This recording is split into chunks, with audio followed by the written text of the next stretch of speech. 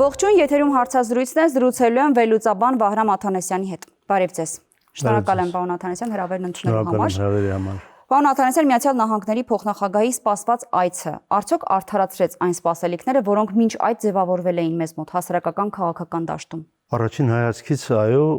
բայց իմ կարծիքով պետք է սպասենք նրա Բաքու այցին եւ այդ այցի վերաբերյալ գոնե տեղեկատվական մակարդակի պատկերի, որից հետո կարող ենք արդեն ինչ-որ ամփոփիչ եզրակացություններ անել, որովհետեւ եթե այս այցը լիներ միայն Երևան, ապա այսօր կարող ենք խոսել արդյունքների մասին, նախնական արդյունքների, բայց քանի որ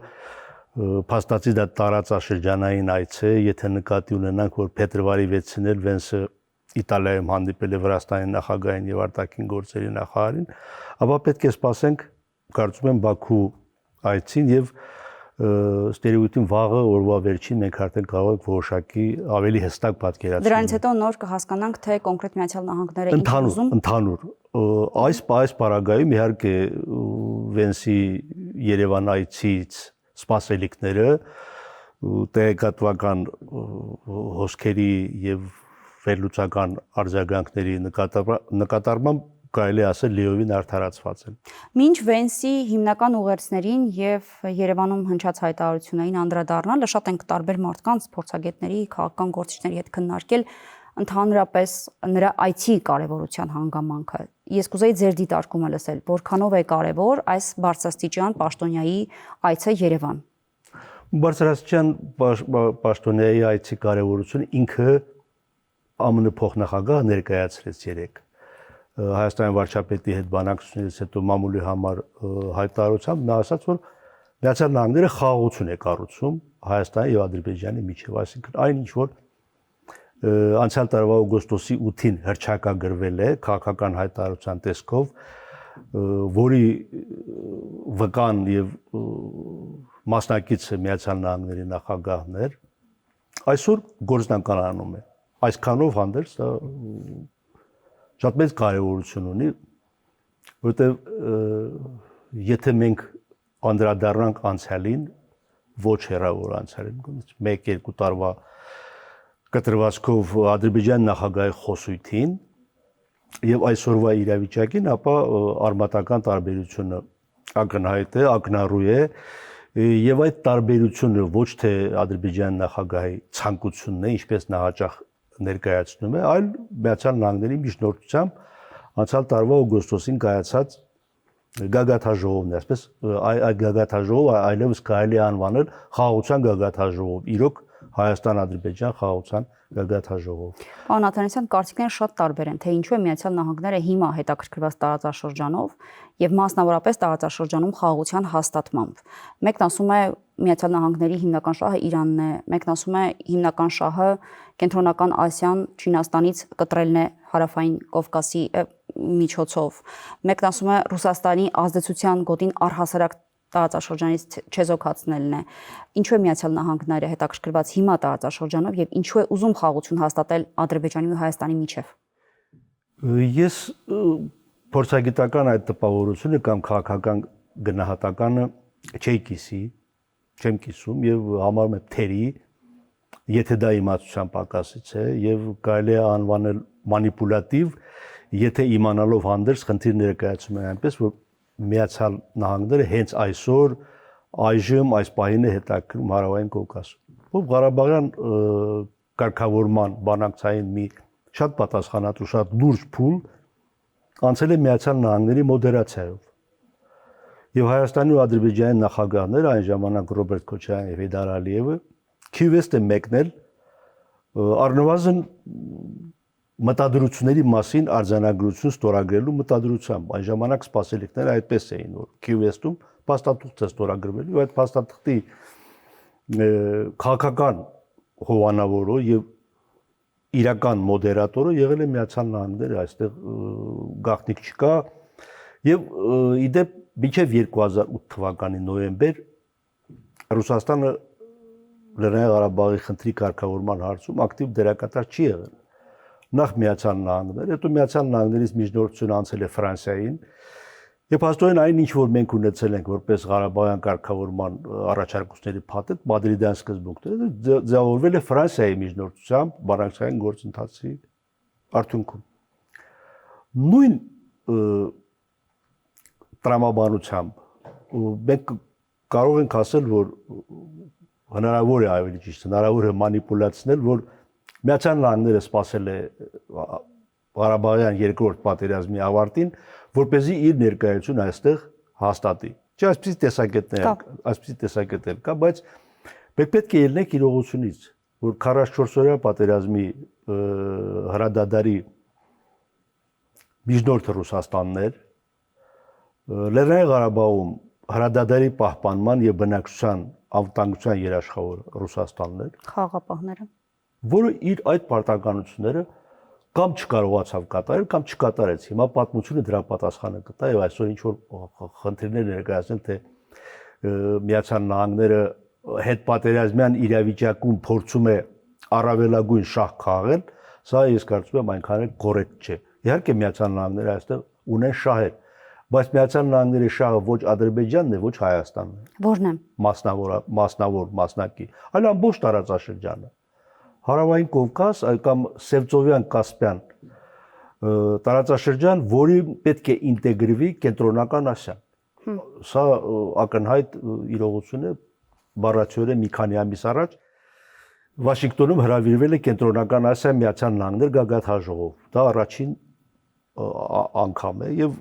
process-ները չպետք է կամ հակադրել կամ առանձնացնել մեկը մյուսից։ Process-ները միասնական են։ Այո, այստեղ կա շահերի բախման խնդիր։ Ռուսաստան, Միացյալ Նահանգներ, բայց դա արդեն ոչ թե 44-օրյա պատերազմից հետո կայացված որոշումների հետևանք է, այլ արմատական, ասես փորձագետները երբեմն ասում են պրոքսի երրորդ համաշխարհային պատերազմ։ Պրոքսի երրորդ համաշխարհային պատերազմի դրսևորում է, որտեղ ոչ Հայաստանն է դերակատար, ոչ Ադրբեջանը։ Ադրբեջանը ինչ որ մի փուլում փորձում էր դերակատար լինել։ Ես կարծում եմ, որ փոխնախագահ Վենսը լիովին կփարատի, այսպես ճակերտավոր կփարատի Ալիևի բոլոր հավակնությունները եւ նրան կուղորդի այն իրողությանը, որը ձևակերպում է Միացյալ Նահանգները Հարավային Կովկասի 3 երկրներին վերապահելով իր իրավահավասար գործընկերոջ կարգավիճակ։ Որքանով այդ երկրները կիրացեն, դա արդեն իրենց խնդիրն է։ Բայց որ Միացյալ Նահանգները նախ տարածաշրջան ամբողջական է գնահատում եւ այդ կոնտեքստում տարածաշրջանի բոլոր երկրներին իրավահավասար է ճանաչում, սա մեծ առավելություն է, որովհետեւ մի փուլում եկեք չմոռանանք, դա կարծեմ 2022 թվականի օգոստոսն էր, երբ Ռուսաստանի նախագահ պետական այց կատարեց Ադրբեջան եւ ակնհայտորեն ցուցադրեց, որ հակված է Ադրբեջանը ճանաչելու Կովկասի առաջնորդ։ Նույնիսկ ոչ թե Հարավային Կովկասի, այլ ամբողջական Կովկասի առաջնորդ։ Միացյալ Նահանգների ներգրավվածությունը կամ նախաձեռնողականությունը ահա բերել է այն մագարդակին, երբ Ադրբեջանը եւ Հայաստանը այսօր իրավահավասար իրավահավասար բանակցող կողմեր են, այսպես ասենք, կամ պայմանավորվող կողմեր են եւ այդ բանակցություններում այդ դիսկուրսում, դիվանագիտական դիսկուրսում Ադրբեջանը որևէ առավելություն Հայաստանի նկատմամբ չունի։ Եկեք հիշենք ինչպես էր խոսում Ալիևը։ Մարդիկ ինչու են մոռացել, որ Ալիևը երբ Ռուսաստանը սկսել էր Ուկրաինայի դեմ հատուկ ռազմական գործողությունը, Ադրբեջանը հակված էր Կիևի հանդեպ Մոսկվայի վերաբերմունքը տրանսֆորմացնել Երևանի հետ հարաբերություններում եւ պահանջում էր, որ Հայաստանը չպետք է սպառազինություններ ձեռք բերի, Հայաստանը չպետք է մտածի բանակի վերակառուցման մասին, նույնիսկ սպառնում էր, որ եթե Հայաստանը ձեռք բերի այնպիսի սպառազինություններ, որոնք ապագայում կարող են Ադրբեջանի անվտանգությունը կասկածի տակ առնել, ապա պրևենտիվ հարվածը չի ուշանա։ Արխիվից հանենք Ալիևի այդ ելույթները եւ համեմատենք Ալիևի այսօրվա խոսույթի է, սա է իրողությունը։ Գանք ուղերձներին հայտարարություններին Թրամփի ուղու մասին խոսելիս Վենսն ասաց, որ խնդիրները ներդրումները չեն, այլ խաղաղության գործընթացը, խաղաղության գործարքը հաջողությամբ հաջորդ փուլ տեղափոխելը։ Կբացատրեք ինչի մասին է խոսքը։ Նշանակում է հիմա խաղաղությունը վերջնական հաստատված չէ եւ որևէ խոչընդոտ է առաջացել կամ կա այդ խոչընդոտը եւ դրա համար է նա ասում, որ մտահոգի չէ կամ կարեւոր է որ գործարքն առաջ տանենք, հաջորդ փուլին հասցնենք։ Ես կարծում եմ այդ խոսույթը տեղավորվում է ընկալումների մեջ, որ խաղաղությունը թղթից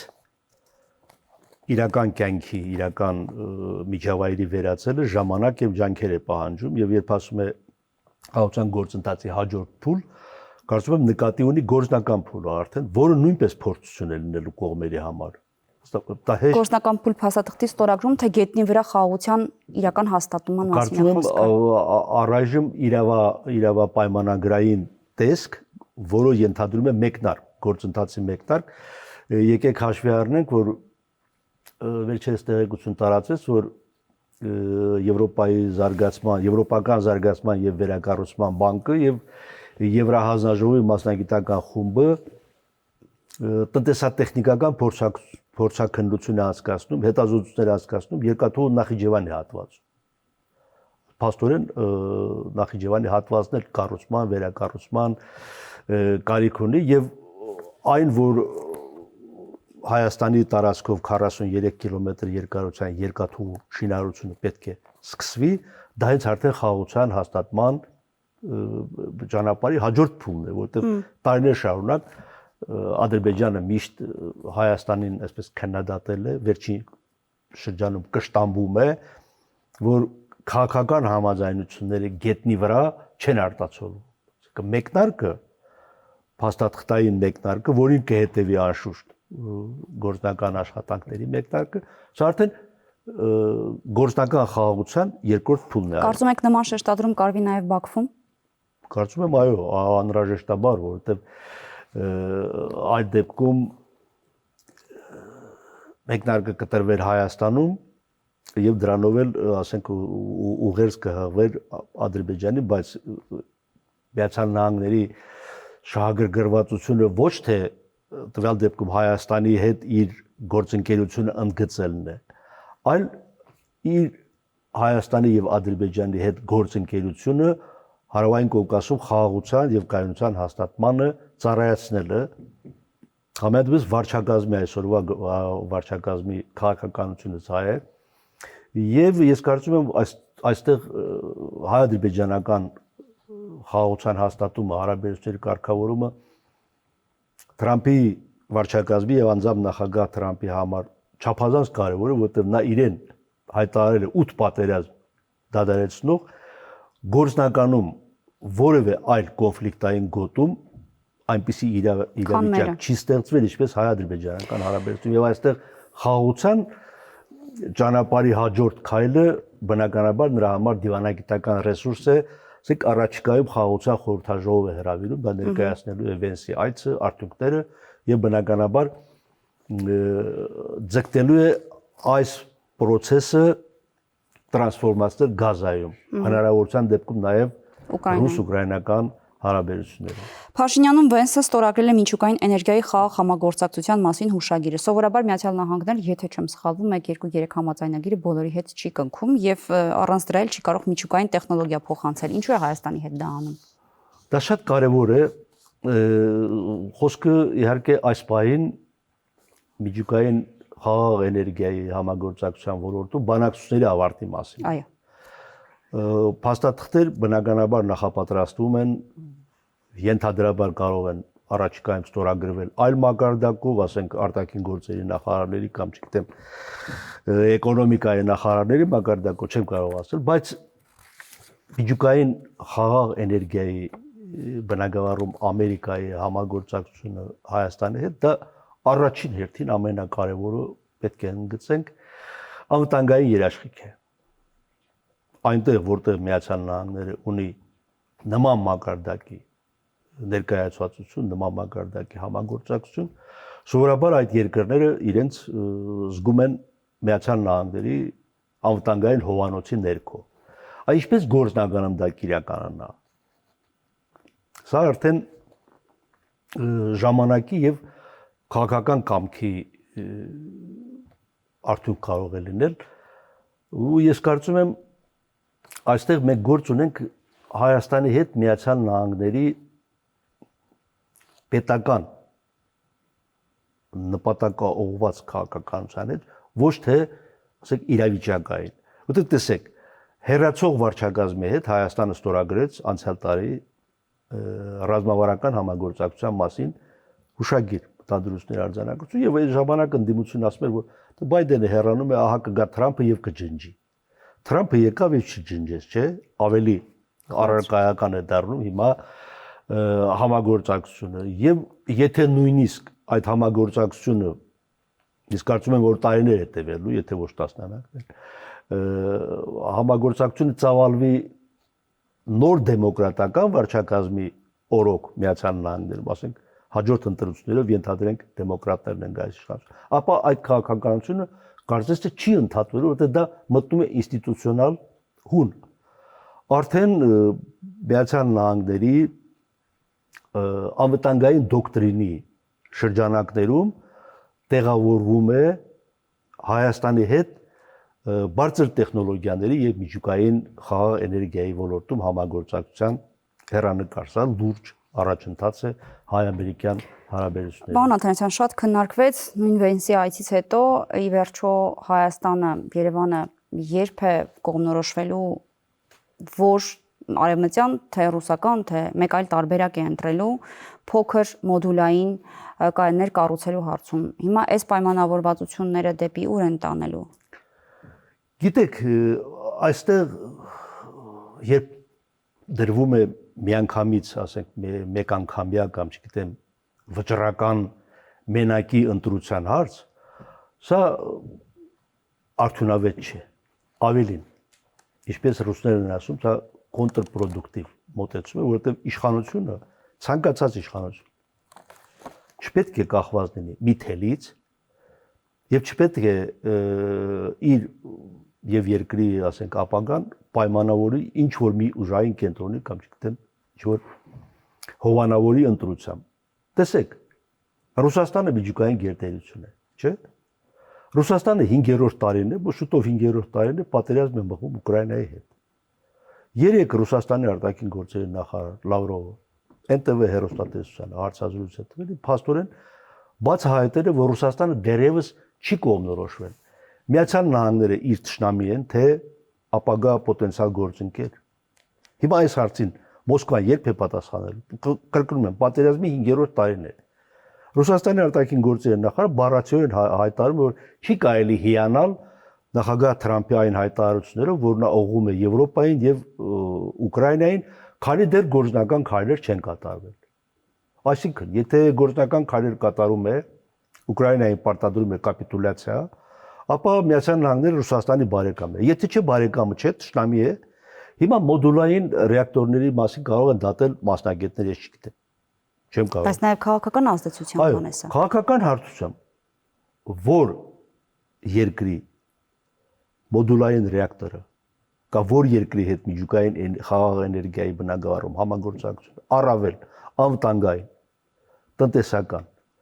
եւ քաղաքակրթական շահ է բերելու Հայաստանին, Հայաստանը պետք է ընտրի։ Դա դեռ կառավարությունը պիտի գնահատի։ Իհարկե, ես կարծում եմ այո, այո։ Եվ այստեղ խնդիրը գիտեք նաև համեմատության մեջ է տեսանելի։ Օրինակ Ղազախստանը Հայաստանից մի քանի անգամ հզոր երկիր է եւ բնակչությամբ եւ կոմունիկացիոն հնարավորություններով եւ տնտեսությամբ ու Ղազախստանի հնա մոտենում է 300 միլիարդ դոլարի։ Նույն հարցով Ղազախստանը բանակցում է Ֆրանսիայի հետ, բանակցում է Հարավային Կորեայի հետ, բանակցում է Միացյալ Նահանգների հետ եւ ոչ ոք Ղազախստանի նախագահին չի մեղադրում, թե դու ինչու 3 տիրոջ ծառա ես։ Բանակցությունը որ պահի Հայաստանի ընդհանուր շահը եւ տվյալ պահի տնտեսական շահը կհամընկնի որևէ երկրի ներկայացրած առաջարկին, որ երկրի ներկայացրած առաջարկը ավելի գրավիչ կլինի մի քանի կոմպոնենտներով, այս ժամանակ էլ ընտրություն կատարվի վերջո Հայաստանի գործող ատոմակայանի ռեսուրսը կարծեմ 2036 թվականին է սպառում եւ դա ժամանակ է, բայց այստեղ էականը կներեք Էական նաև որ Հայաստանը իր խաղաղ միջուկային երկրի ստատուսը կարգավիճակ պահպանում է, պահպանի։ Իսկ դա չպետք է ընդհատվի, որովհետև կրկնում եմ, դա եղել է Հայաստանի անվտանգության համակարգի բաղադրիչ, այսօր ավելի է առարկայանում։ Պարոն Աթանասյան, բայց եթե ստորագրվել է այս համաձայնությունը 1-2-3-ի մասին է խոսքը, Հայաստանը որևէ սահմանափակում, պարտավորություն իր վրա վերցնում է, որ ենթադրենք բանակցություններից հետո կլինի Ռուսաստանի հետ, կլինի Չինաստանի, Միացյալ Նահանգների հետ, ինքը պիտի օրինակ նախապատվությունը տա Միացյալ Նահանգների կողմից առաջարկվող փոքր մոդուլային ռեակտորների կառուցմանը, եւ եթե դիցուք բանակցություններից հետո Միացյալ Նահանգների առաջարկված տարբերակը չեն կընտրում, դա որևէ խնդիր կառաջացնի այս համար։ Ես չեմ կարծում, թե հայ-ամերիկյան բանակցությունները կարող են ինչ-որ փակուղային իրավիճակի բերել, երբ ասենք Հայաստանը ստիպված կլինի այո կամ ոչ ասել։ Ես այնպես եմ պատկերացնում, որ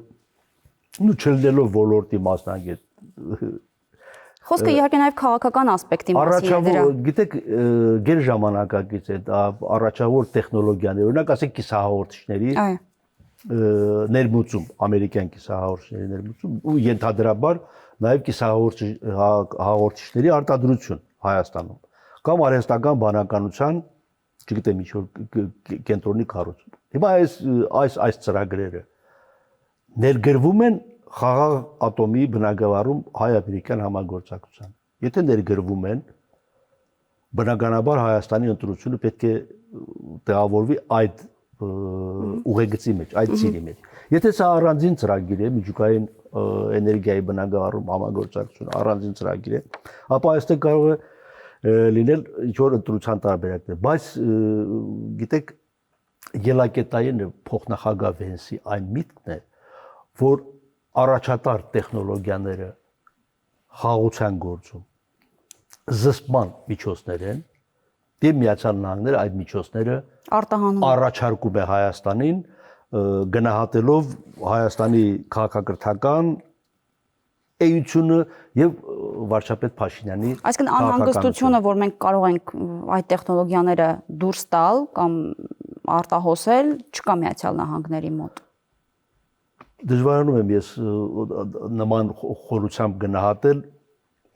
կարծում եմ կարող է Հայաստանը վերածվել, ասենք այդ կիսահաղորդիչների արտադրության տարածաշրջանային կենտրոնի եւ սպասարկել ոչ միայն հարավային Կովկասյան, այլ ասենք կենտրոնական Ասիայի եւ Մերձավոր Արևելքի երկրների կարիքները, չգիտեմ, գուցե Միացյալ Նահանգները նման ընտրությունը կա, դա արդեն կլինի չափազանց լավատեսական սցենար, որի հանդեպ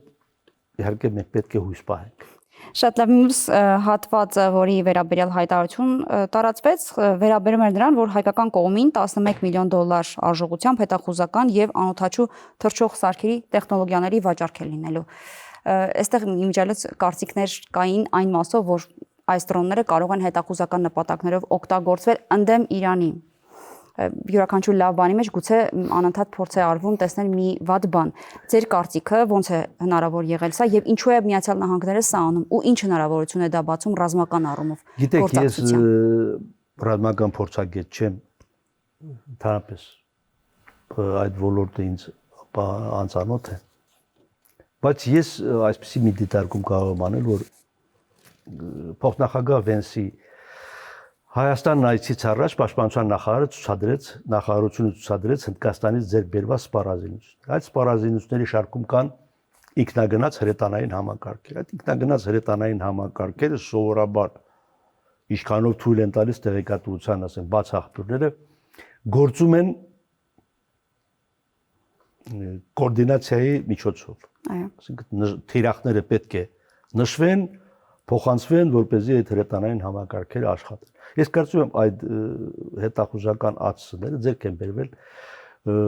հիմնականում այդ հնդկական արտադրության հրետանային ինքնագնաց համակարգերի կրակը չտա Աստված։ Հարկ եղած դեպքում կոորդինացնելու նպատակով։ Այսինքն նախկինում ինչպես էր ինչ որ մեկը հեռադիտակով նայում է, ճշնամու հակառակորդի ինչ որ մի դիրք է հայտնաբերում, ռացիայով կապվում է հրետանուն, որ ահա այսինչ կոորդինատներով կրակեք։ Հիմա ժամանակակից պատերազմում այդ թիրախները տեղորոշում են ԱՑՍ-ները։ Եվ այսօր հայկական մամուլում տեղեկություն է տարածվել, որ այդ կարգի ԱՑՍ-ները 2024 թվականին Ուկրաինայում օգտագործվել են Ռուսաստանի հրթիռային պահեստներ հայտնաբերելու եւ հակաօդային պաշտպանության համակարգեր հայտնաբերելու ու հրետանու կրակը դրանց վրա ուղղորդելու նպատակով։ Սա ինձ թույլ է տալիս ենթադրել, որ Հայաստանը նույնպես այդ նպատակով է ձեռք բերել, բայց ես կրկնում եմ, բացառապես ենթադրություն եմ անում, չլինելով ռազմական ոլորտի մասնակից։ Վերջին հարցը, պարոն Աթանասյան, երբ Հայաստանը խորացնում է համագործակցությունը Միացյալ Նահանգների հետ, հատկապես միջուկային էներգետիկայի եւ պաշտպանական տեխնոլոգիաների ոլորտում, սա կարող է առաջացնել դժգոհություն, անհանգստություն այլ ուժային կենտրոնների մոտ եւ դա դառնա ճնշման գործի քաղաքական, տնտեսական կամ էներգետիկ մեր նկատմամբ։ Գիտեք, NTV-ին իմ նշած հարցազրույցում Ռուսաստանի նախագահ ներողություն Ռուսաստանի արտաքին գործերի նախարարը հատուկ շեշտել է, որ Միացյալ Նահանգները մտնում է այն երկրներ, որտեղ Ռուսաստանը արդեն իսկ ունի միջուկային խաղաղ նպատակով էներգետիկ ծրագրեր, աշխատանքի փորձ ունի եւ աշխատում է այնպես, Միացյալ Նահանգները աշխատում է այնպես, որպեսզի այդ ծրագրերը վերապրոֆիլավորվեն ըստ ամերիկյան չափորոշիչների եւ դա համարել է Ռուսաստանի համար անընդունելի, իհարկե այդ շերտը, հարաբերությունների այս շերտը ներկայացնել ընդհանուր կոնտեքստում եւ մաքսատուրքային եւ վալյուտային սահմանափակումներ, տնտեսական պատժամիջոցներ եւ այլն այս շարքում թվարկել են նաեւ այս հարցը ու բնականաբար պատահական համընկում չէ փոխնախագահ Վենսի հայտարարությունը Երևանում եւ նույն օրը Լավրովի հարցազրույցը թե հաջորդ օրը կարծեմ այսօր են այդ հարցազրույցը տվել NTV-ին եւ նման շեշտադրում, բայց սա ավելի շատ աշխատանքի հետագա քննարկումների Ռուսաստան-Հայաստան քննարկումների դաշտ է բացում, քան կարծում եմ ինչ-որ սահմանափակում, որովհետեւ Ռուսաստանը որևէ սահմանափակում մտցնելով առաջին հերթին իրեն է վնասում։ Այսօր Ռուսաստանը գազի արտահանման շուկաների հարցում խնդիրներ ունի, նավթի, բենզինի, նաև միջուկային խաղաղ էներգիայի, այսպես տեխնոլոգիաների արտահանման խնդիր ունի եւ բոլորովին շահագրգռված չէ դաշտը սահմանափակելով։ Այնպես որ չպետք է միանգամից այնպես ընկալել, որ ահա Ռուսաստանը ասած եւ վաղը Լարսի ճանապարհը կփակի, ինչպես սովորաբար Հայաստանում մենք ենք ընկալում։ Կարծում եմ սա քննարկումների թեմա է եւ մանավանդ իսկ Իրանը այդ հայտարարությունը այդ տեսակետը հնչում է ազգային ժողովի նախագահ Սիմոնյանի Մոսկվա այցից հետո, որի ընթացքում դա տևական եւ լուրջ բանակցություններ ունեցել Լավրովի հետ, ամեն ռուսական աղբյուրների արձագանքից դատելով դա եղել է լուրջ հանդիպում։ Իսկ Իրանը կարճ։ Ոչ։ Իրանը ինքը զբաղված է իր միջուկային ծրագրի ճակատագրով եւ փորձում է պահպանել ուրանի հարստացման իրավունք, այնպես որ Իրանը այսօր որևէ մի հարևան երկրի, չգիտեմ ինչ-որ կշտամբանք ներկայացնելու բան խնդիր չունի։ Եկեք նկատենք, որ Իրանի համար կամ Միացյալ Նահանգները, կամ Ռուսաստանը, կամ նախկին Խորհրդային Միությունը, եթե ժամանակին Իրանը չի բողոքել Մեծամորի ատոմագայանի շինարարության կառուցման հարցում, ապա այսօր չի բողոքի, կարծում եմ։ Շնորհակալ եմ զրույցի համար։ Խնդրեմ։ Զրուցակիցս վերլուծաբան Վահրամ Աթանասյանն էր։ Կհանդիպենք։